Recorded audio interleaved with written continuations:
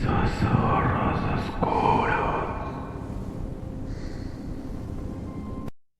En este pueblo, creer en Dios era obligatorio, pero cuestionar al sacerdote era un pecado que podía costarte la vida. Nadie en nuestra remota villa, enterrada entre las brumas de la Sierra Negra, imaginó que la llegada del joven padre Tobías desgarraría el velo que separaba a nuestras almas de la condenación. Yo apenas había cumplido 16 años, cuando él cruzó el umbral de nuestra iglesia, con una sonrisa que parecía devorar la oscuridad en lugar de disiparla. Mi familia, como el resto de las almas que habitaban en ese lugar olvidado por Dios, profesaba una fe ciega e inmutable.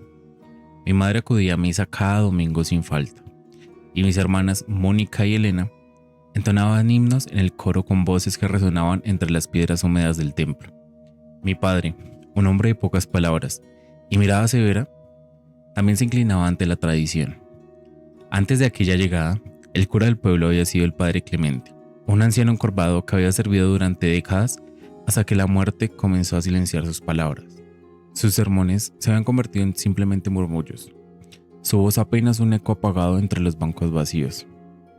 Cuando se anunció su reemplazo, una mezcla de tristeza y expectación se apoderó de la comunidad.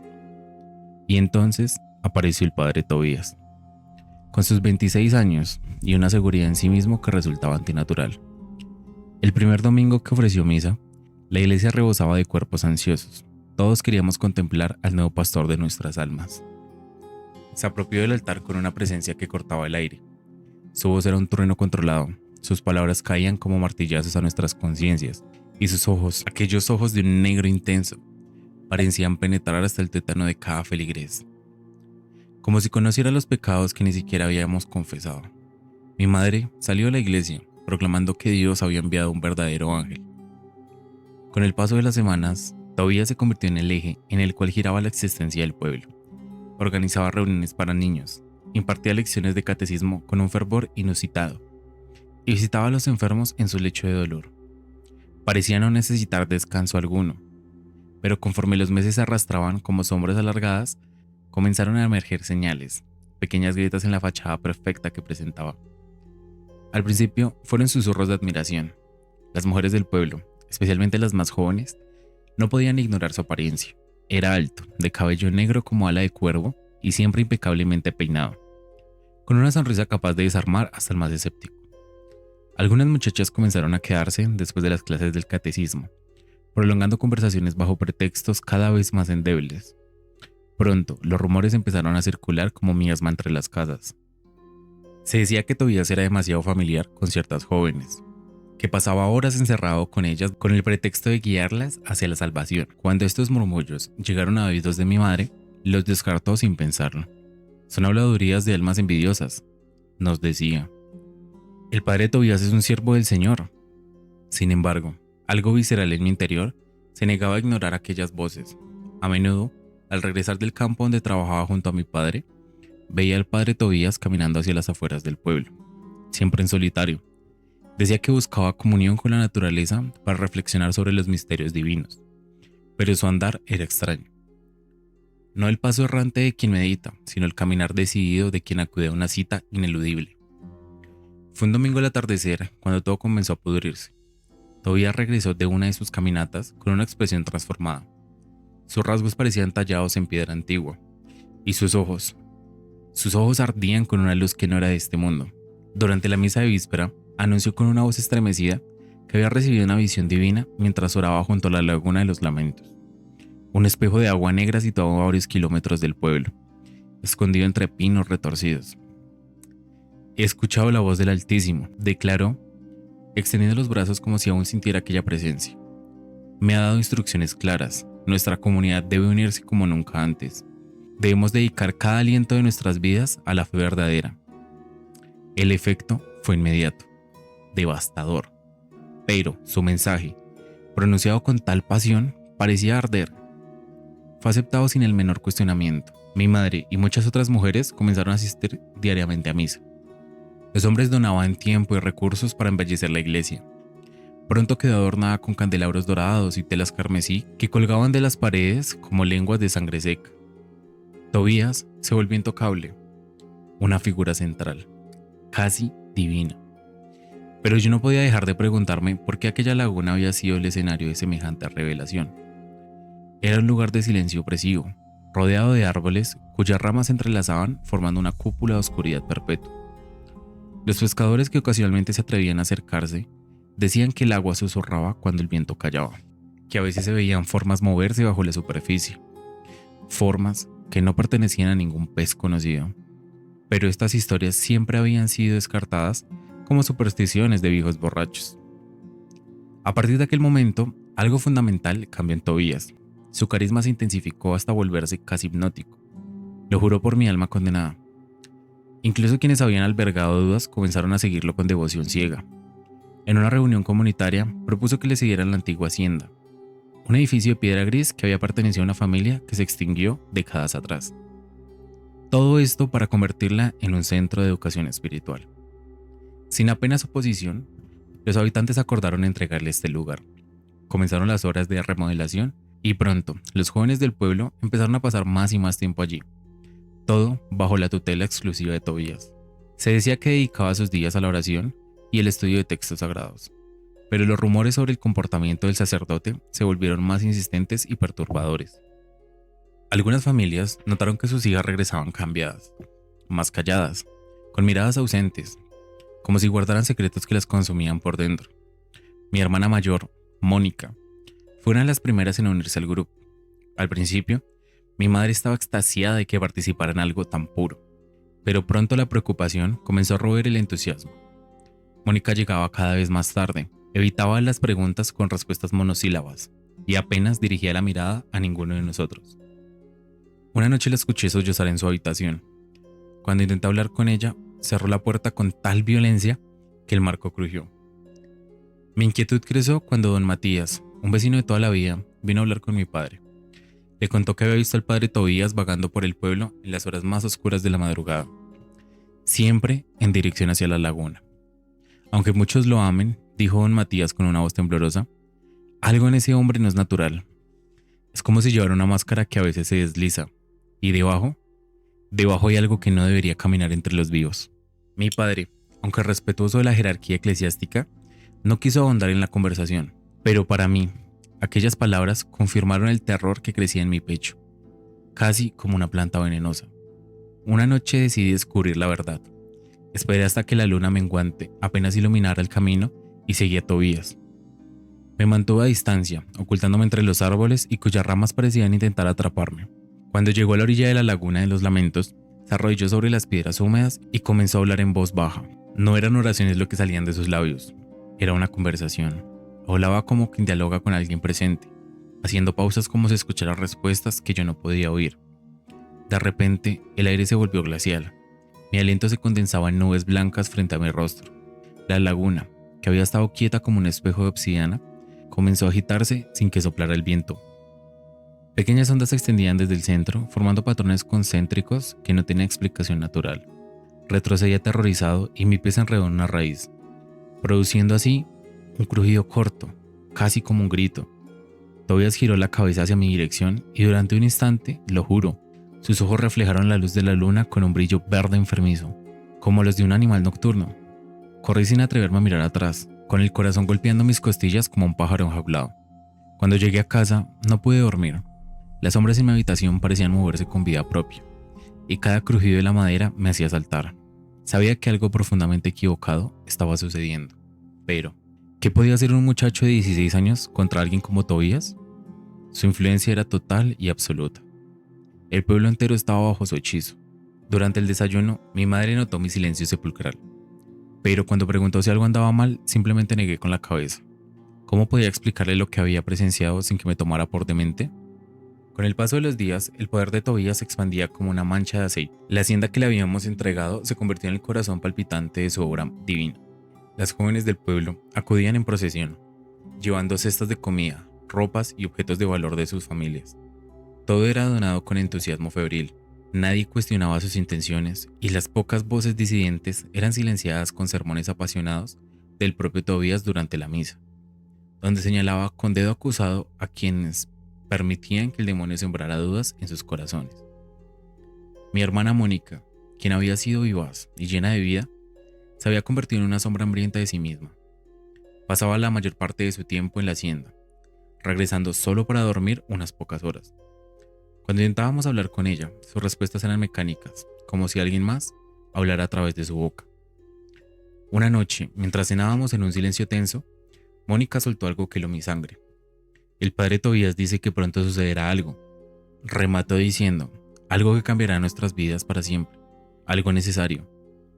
Mi madre sonrió con los ojos vidriosos, pero yo sentí como si un animal se retorciera en mi estómago. Cuando le pregunté qué significaba eso, Mónica simplemente respondió, lo sabremos cuando llegue el momento señalado. Los rumores continuaron proliferando como hongos después de la lluvia. Algunas familias comenzaron a notar cambios aún más alarmantes en sus hijas, actitudes erráticas, desmayos inexplicables y marcas extrañas en su piel que aparecían durante la noche. Don Matías mencionó que había visto a Tobías entrando a la hacienda, acompañado de varias muchachas cuando la medianoche había pasado. Es demasiado joven para ser tan santo, le dijo a mi padre una tarde, con una voz quebrada por el miedo. Nadie tiene tanta devoción sin ocultar algo monstruoso. Mi padre no quiso entablar discusiones, pero sé que aquellas palabras lo calaron hondo. Mi madre, por el contrario, se negaba rotundamente a creer cualquier acusación. Es un hombre de Dios, insistía con un fervor casi delirante. La gente habla porque no puede soportar ver algo tan puro. Pero las cosas se oscurecieron aún más. Varias de las jóvenes que frecuentaban la hacienda dejaron de aparecer en el pueblo. Sus familias, cuando se les preguntaban, decían con voces monótonas que estaban ayudando a labores espirituales, pero otros susurraban que habían desaparecido sin dejar rastro. Una tarde, al regresar del campo con mi padre, decidí tomar un desvío hacia el sendero que conducía a la laguna. Algo me atraía hacia allí, una necesidad urgente de respuestas que me consumía. Cuando llegué, lo que vi me arrancó un gemido ahogado. Cerca de la orilla habían velas negras encendidas, formando un círculo casi perfecto. En el centro yacían restos de animales pequeños, conejos, aves, dispuestos en patrones que sugerían un propósito ritual. El aire era denso, casi sólido, como si una presencia invisible me comprimiera el pecho. Un olor a dulce y putrefacción impregnaba todo. Simplemente retrocedí lentamente, asegurándome de no hacer ruido. Regresé a casa con el corazón desbocado, debatiendo entre el terror y la necesidad de actuar. Esa noche no pude dormir. Finalmente decidí hablar con mi padre el día siguiente. Papá, hay algo maligno en la laguna. Creo que el padre Tobías... No me dejó terminar. Fernando, no te metas en cosas que superan tu comprensión. Lo último que necesitamos es un problema con el padre. Su respuesta me frustró profundamente, pero también me hizo comprender cuán profundo era el control de Tobías sobre cada alma del pueblo. Poco después, Mónica sufrió un colapso. La encontramos desmayada en su habitación, con fiebre altísima y murmurando palabras en un idioma que ninguno de nosotros reconocía. Sonidos guturales que no parecían humanos. Mi madre estaba desesperada. Quería llevarla al médico de la ciudad. Pero Mónica despertó de repente con un grito. Un grito que atravesó las paredes. Nos suplicaba con lágrimas de sangre que no la sacáramos del pueblo. Decía a gritos: el padre Tobías puede ayudarme.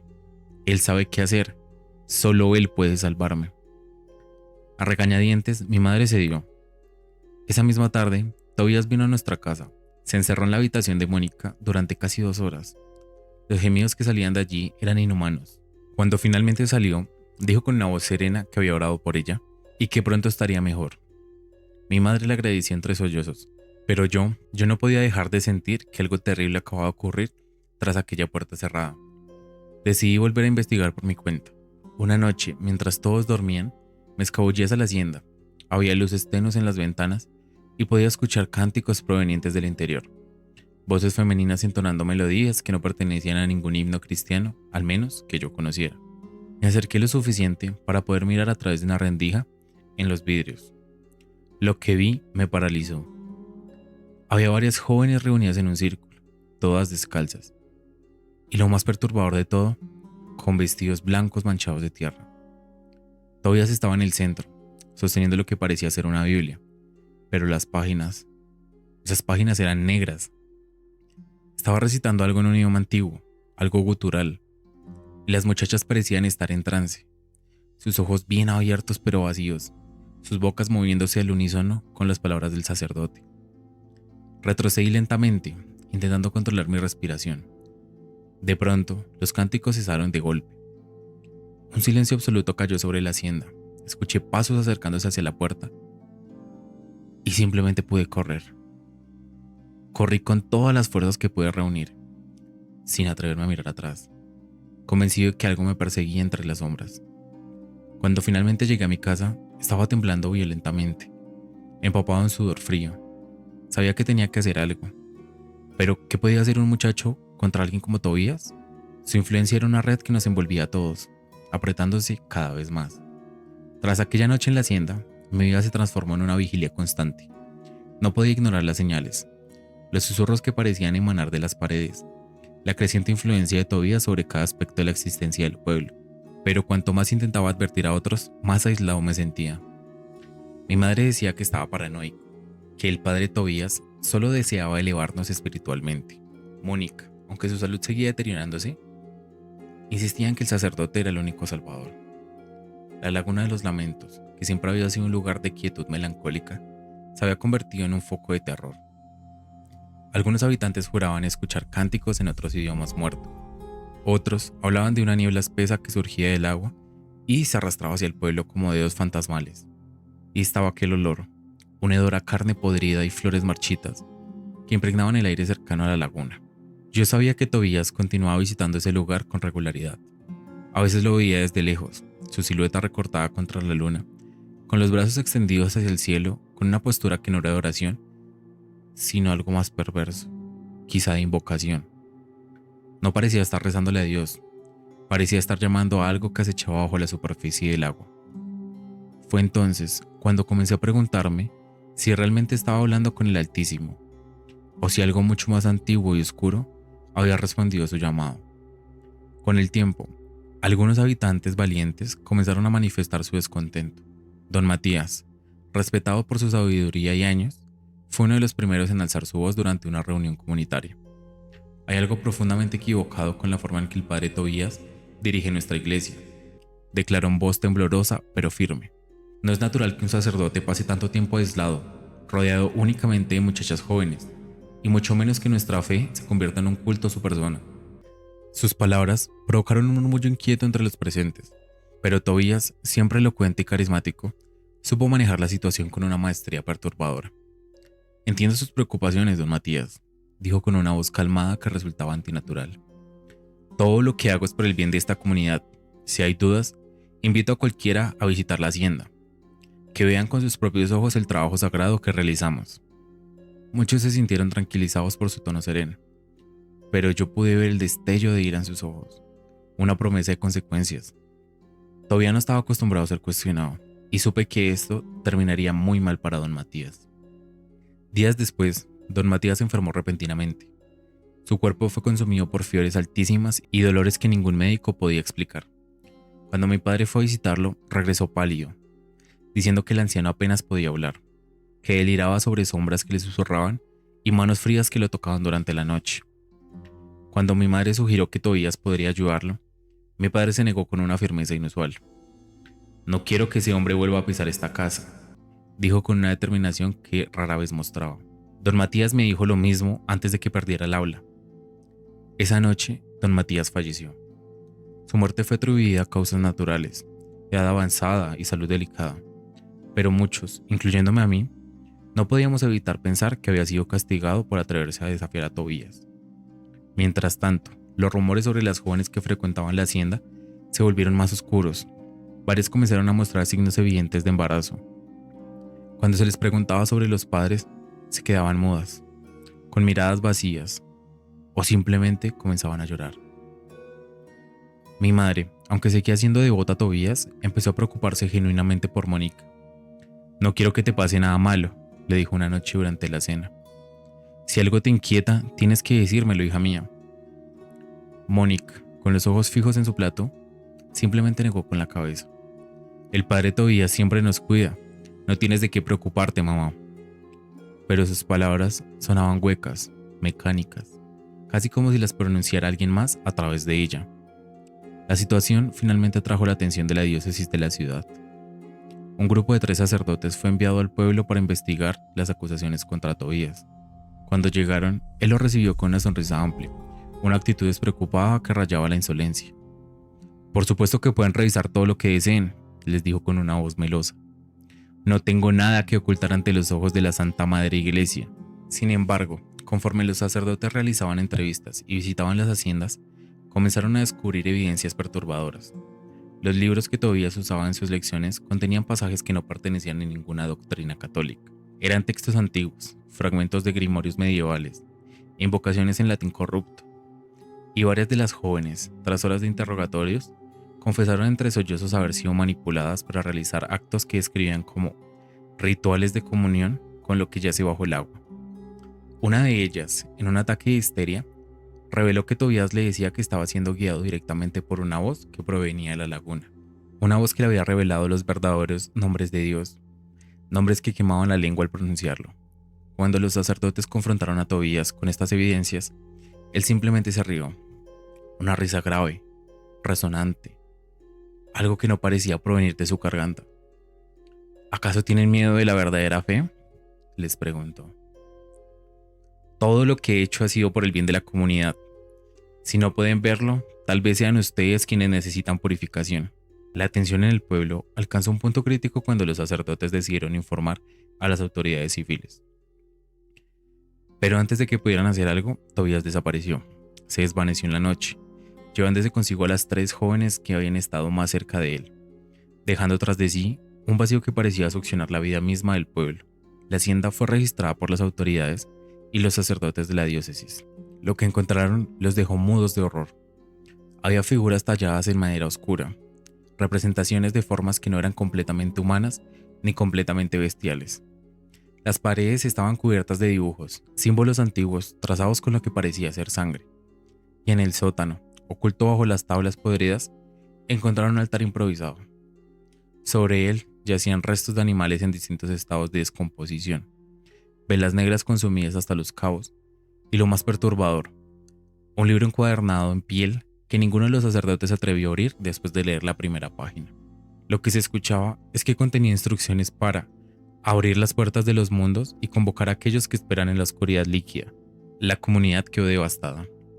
Muchos comenzaron a cuestionar no solo a Tobías, sino a su fe misma. Otros simplemente se negaron a hablar del tema, sumidos en una negación que rayaba la locura.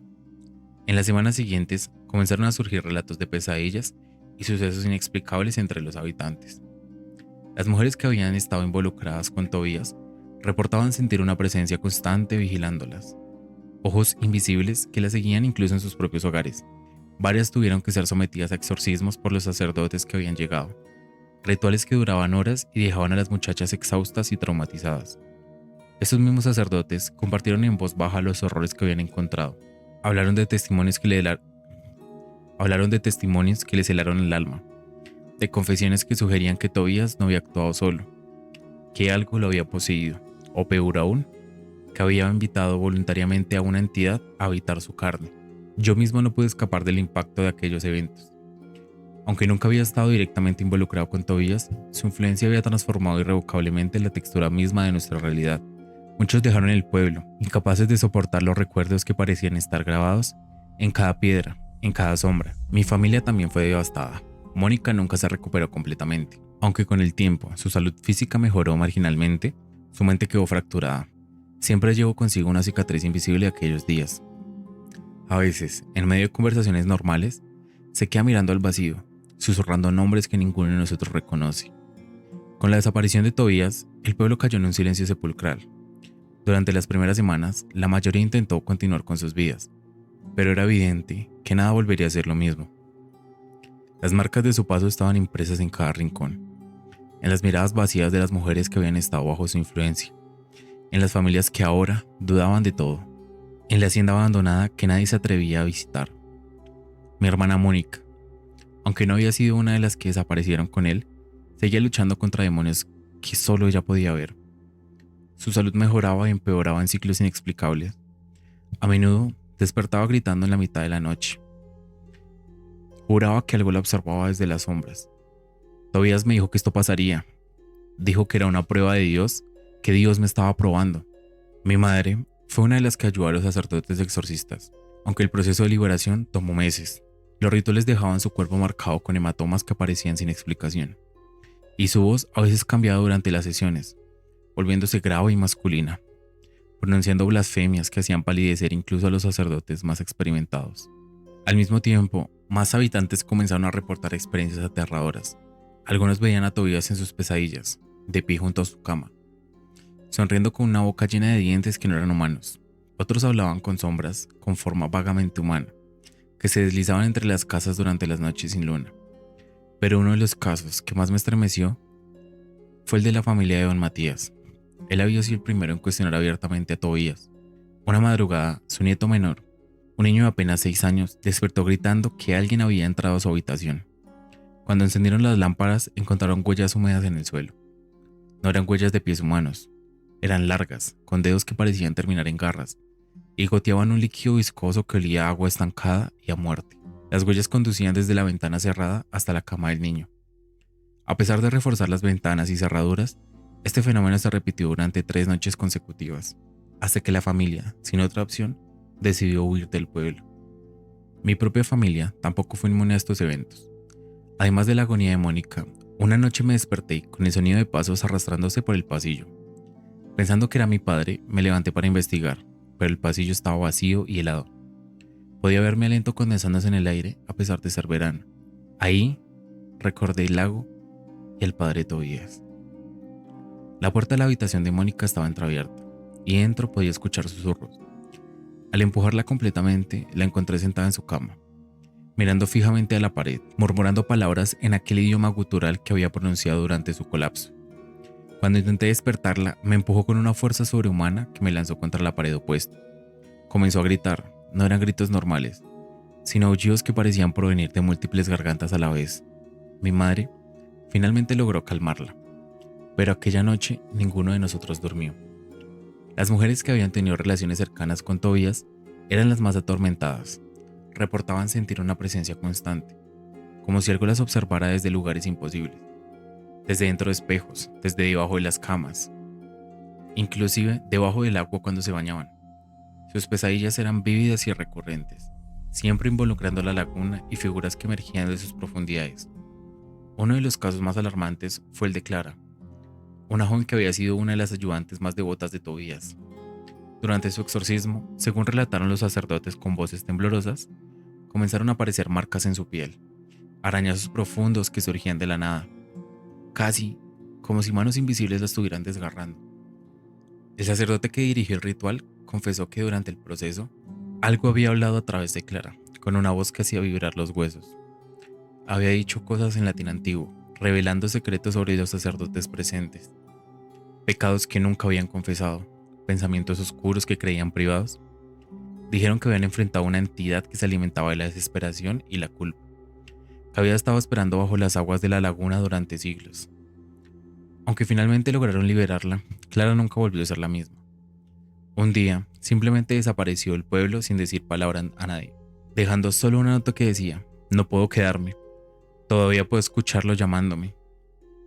Yo sabía que no podía continuar viviendo en ese estado de terror perpetuo. La atmósfera misma del pueblo se había vuelto opresiva, como si el aire fuera más denso, más difícil de respirar. En algún momento logré conversar con Baltasar, un anciano ermitaño que había vivido en las montañas durante toda su vida. Visitaba el pueblo solo ocasionalmente, y eso simplemente para comprar víveres. Cuando le conté sobre los eventos en la hacienda y la situación de Tobías, sus ojos se entristecieron con una comprensión profunda. Esa laguna siempre ha albergado algo, me dijo con una voz ronca. Mi abuelo me contó que el agua convocaba a las almas inquietas, a los que nunca encontraron paz. Aquellos que escuchaban sus susurros están condenados a perderse entre los mundos. No era Dios quien hablaba, era algo mucho más antiguo, algo que se hace pasar por divino para engañar a los desesperados. Me pregunto si Tobías había sido simplemente una víctima de esa fuerza, o si conscientemente había elegido servirla. De cualquier manera, el daño ya estaba hecho. La diócesis declaró que la hacienda estaba maldita y ordenó su demolición. Cuando las excavadoras llegaron, los trabajadores reportaron sensaciones de malestar extremo, náuseas, mareos, la sensación de ser observado por algo hostil. Incluso después de que el edificio fue reducido a escombros, el sitio seguía emanando una sensación de maldad palpable. La tierra misma parecía enferma, nada crecía allí, y los animales evitaban el área instintivamente.